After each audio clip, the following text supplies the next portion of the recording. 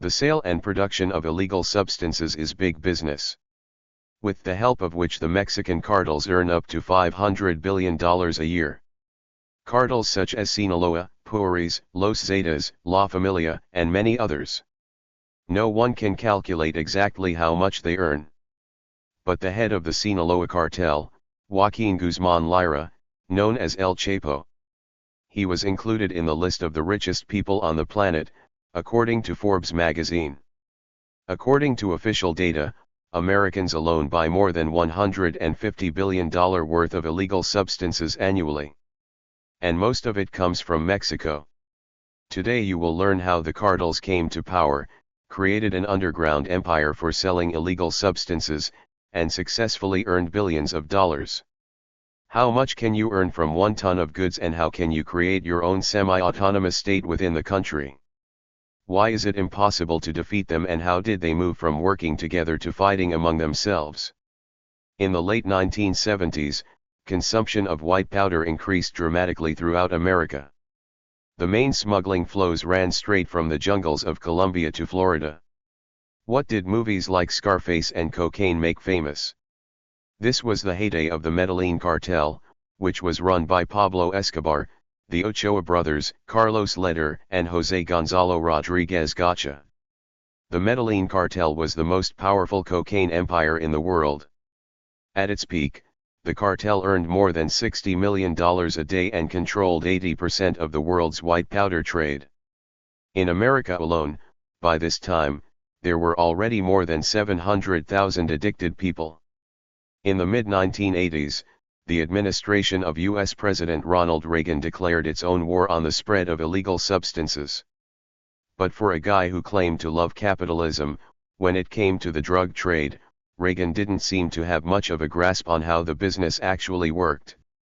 Instead of giving up their billion-dollar industry because several shipments were detained in the Caribbean, Colombian white powder producers decided to use Mexico's land border with the United States. Over 3,000 kilometers long. This border is similar to a drug highway with more than 300 smuggler trails. The border runs through a lifeless desert, and the U.S. authorities do not have the ability to control the entire territory. Therefore, drug dealers, throwing a backpack with goods on their shoulders, and knowing the routes, cross the U.S. border on foot. The Colombians turned to 2 main Mexican operators. The first was Garcia Abrego, and Stamo Ulipasa. He is also the founder of the Gulf Cartel. Another was Felix Gallardo, who founded the Guadalajara Cartel. Subsequently, he became one of the most powerful criminal groups in Mexico. Gallardo became known as Aljava de Jafas, or Boss of Bosses. The cartel made incredible money. $5 billion a year, and had unlimited power, shipping tons of goods across borders to the rapidly growing U.S. market. The Colombians gave half of all shipments to the Mexican cartels for delivery of goods. Feeling such power, they began to become impudent. And in 1989, as a result of one of the largest drug enforcement operations, Gallardo was arrested for torture and liquidation of one of the agents of the same service. Mexico's #1 criminal and the most powerful drug trafficker in the country's history was taken into custody without firing a shot. But this did not harm the organization. One large cartel was divided into smaller cartels, ultimately creating the Juarez Cartel, the Tijuana Cartel, the Sonora Cartel, and the Sinaloa Cartel under the command of the famous drug lord El Chapo. The idea was that each of these groups would control its own territory or area and work together to ensure the smooth delivery of drugs. What happened was what was to be expected. Feeling the power, they immediately began to fight each other for territory. All cartels were actively developing. But at the same time, each cartel had its own management structure, business methods, and hierarchies.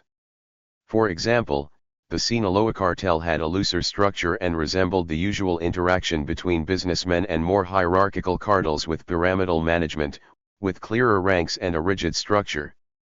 By the mid-1990s, Gulf Cartel leader Ojael Cardenas recruited a group of Mexican commandos who defected and joined him as the armed wing of the Gulf Cartel. When one of the cartels recruits former elite members of the Mexican military, it really changes the rules of the game.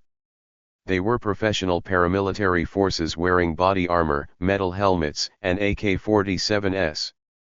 Los Zetas representatives essentially worked as hitmen for the cartel. Of course, after this, all the cartels had to copy this model in order to survive, and this is how paramilitary organized crime was formed in Mexico. The punitive forces began to actively recruit Mexican military and police officers into their ranks. Having their own personal army, they completely controlled the territory of the cartels, in which the official government of the country had no power, and semi-autonomous states appeared in the country. The 1990s were a decade of dramatic change for the Medellin-Sinaloa cartel. The death of Pablo Escobar in 1993 brought an end to the Medellin cartel. Part of Escobar's $30 billion fortune was confiscated, but most of the money was never recovered. With the disappearance of the Medellin cartel, the Sinaloa cartels filled the void and Mexico became the dominant drug trafficking route.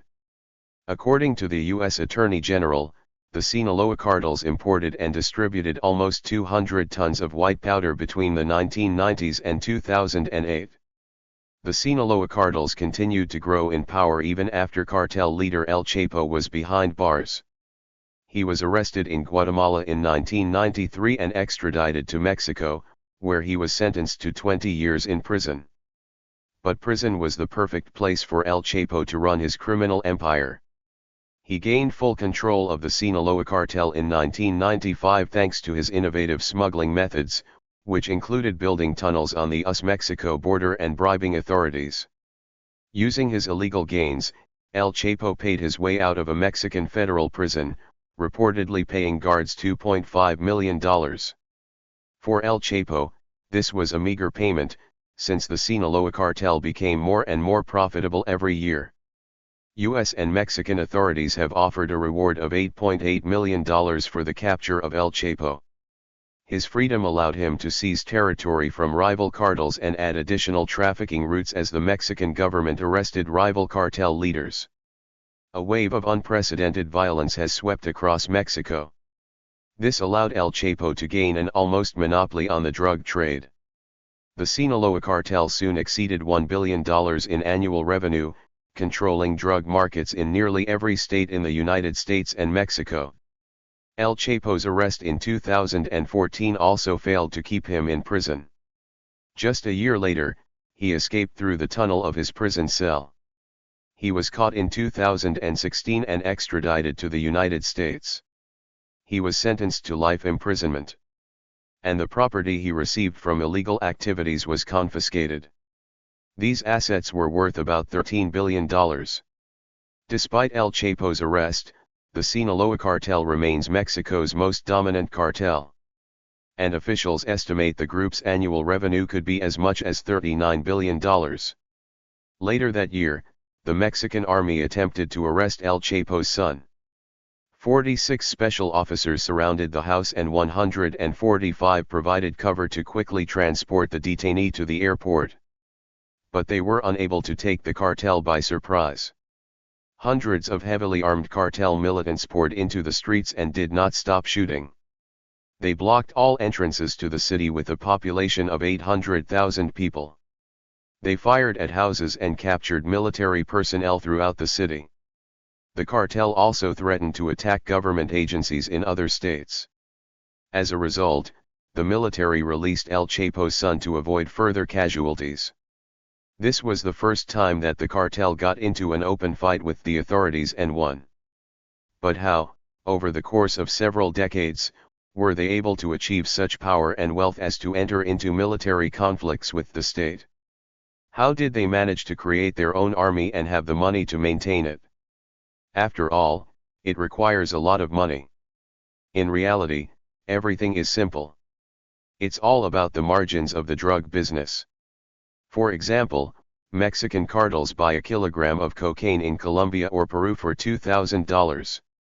In Mexico they sell it for $10,000. And when the product crosses the U.S. border, its cost increases to $30,000. In large states, for example in New York, by dividing goods for retail into small lots, the cost of this kilogram will reach up to $100,000. With such margins, cartels deliver shipments in tons.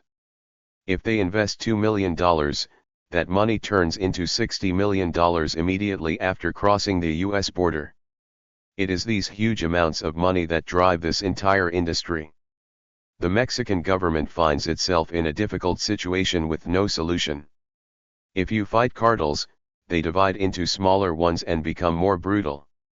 If nothing is done, they strengthen their power, become more powerful, and come up with new ways to deliver goods. If previously tons of products were transported in furniture, pocket bags, and bags, now cartels are more often using modern technologies. In the air for short distances they are used from air guns, flying drones with an autopilot.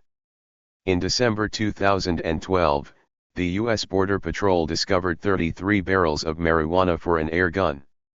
Each barrel contained approximately a kilogram of product, and the total cost of the drug was $42,000. And for these distances, ultralight aircraft are used, since their low weight allows such aircraft to fly at low altitude, so that radars cannot detect them. In 2009, the U.S. Border Patrol discovered 100 of these aircraft. In 2011 it was already twice as much. Only a few of them were caught. But it's not all technological improvements. The cartels are also improving communication with each other. Starting from encrypted radio communications, with the construction of hundreds of their own radio towers. Before creating your own IT platforms. When we look at the cartel map of Mexico, what we see is essentially a process of fragmentation over time. Every time the government destroys one cartel, it splits into smaller cartels, which then fight each other, becoming even more brutal in order to survive. And this division happens again and again. The more actively the government fights, the faster the process will accelerate.